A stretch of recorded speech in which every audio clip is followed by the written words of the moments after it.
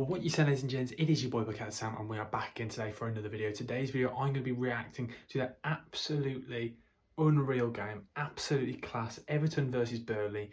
4 goals in the game, and there was literally 3 goals in 7 minutes. It was an absolutely unreal game, and we're going to delve into this game and kind of break it apart into parts, because if I'm being honest, the score flatters Everton if you take the game as a whole. Yes, they had a very good last half an hour, but overall the game, they didn't look too great.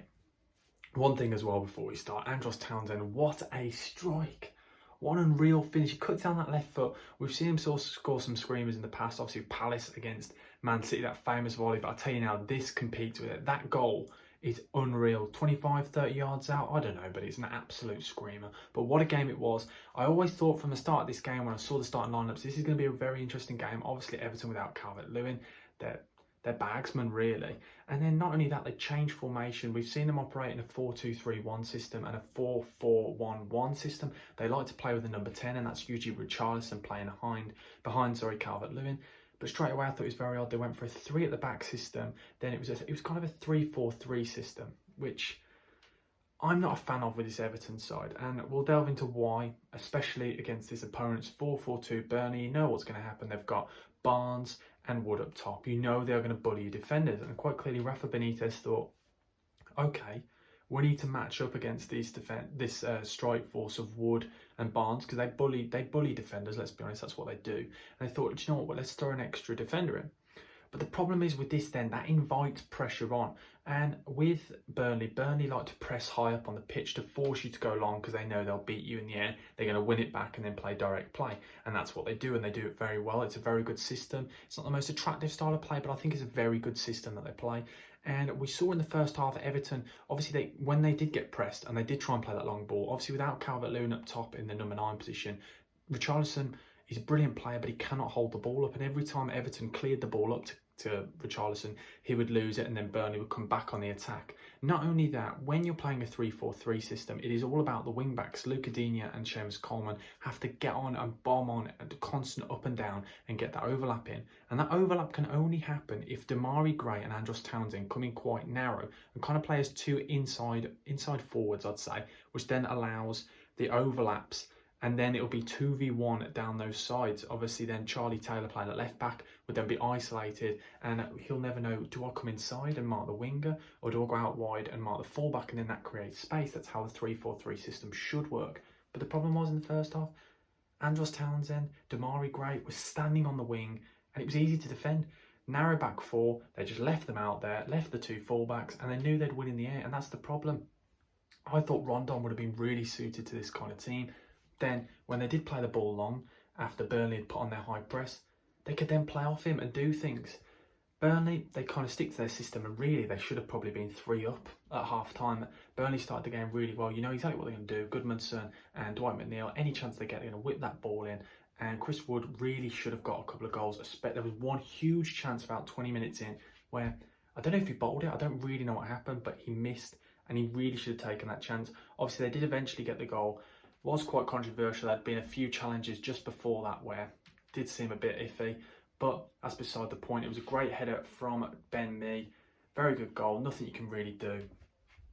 Maybe Mina could have kept, rather than keeping everyone outside, just stepped up with the rest of his defence. But that's beside the point. Then they went in at half time 1-0 down, and I really thought Rafa Benitez would change things, but he didn't. But one thing that did change, and we saw it finally with the goal, as I said earlier, with the 3-4-3 system, the wingers have to come in narrow to allow the overlap. And Andros Townsend came in narrow. He came in narrow, cuts in on that left foot, runs inside and scores an absolute belter of a goal. Then after that, Rafa Benitez realises this, listens, here's me shouting on the sideline, 3-4-3 is not working. It's not going to work against Burnley with their high press. You're inviting pressure on yourselves. You want to add an extra man in that midfield, then help Everton play out from the back, because that was the problem. A lot of the time when they were getting that high press, Everton really struggled to play out from the back because they'd only got 2 options in the midfield, and they're both marked.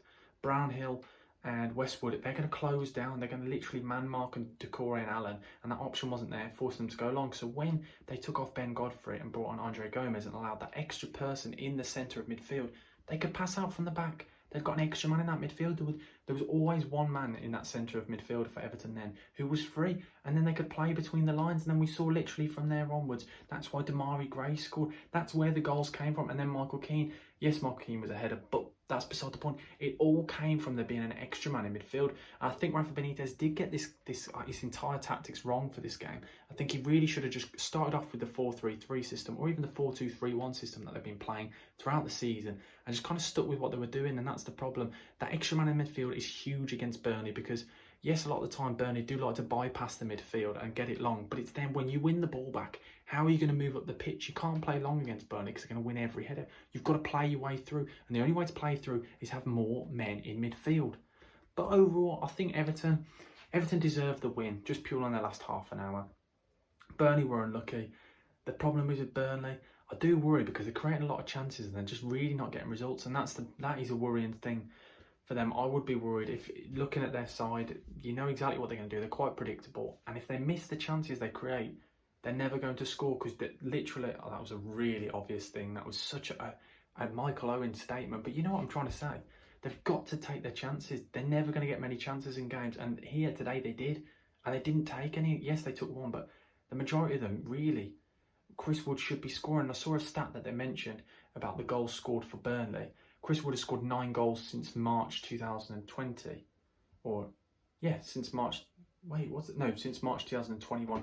Other than that, the next best goal scorer scored 2 goals and need to score more goals, and that's the problem. Defensively, they look sound in most games. Yes, as the game went on, the game got stretched with the extra man in the midfield. They did start to leak goals, but before that, it looks very strong in defence. They need another striker. They need a bit of pace. They need to try and mix things up rather than just going direct. And that is my worry for Burnley this season. But overall, a very good game of football.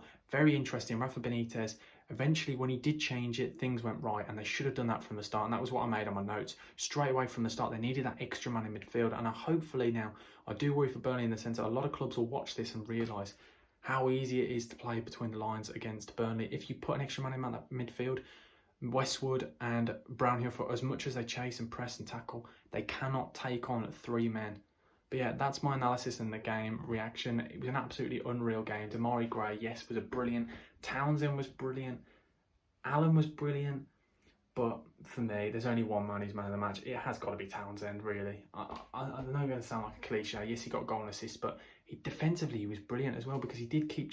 Charlie Taylor does like to bomb on, and I thought he was very good defensively against Charlie Taylor. But yeah, so Townsend for man of the match. What a scream it was. What a game. 3-1 Everton. What a game, guys. Thank you for watching. Bucket Sam over and out. Thank you. Goodbye.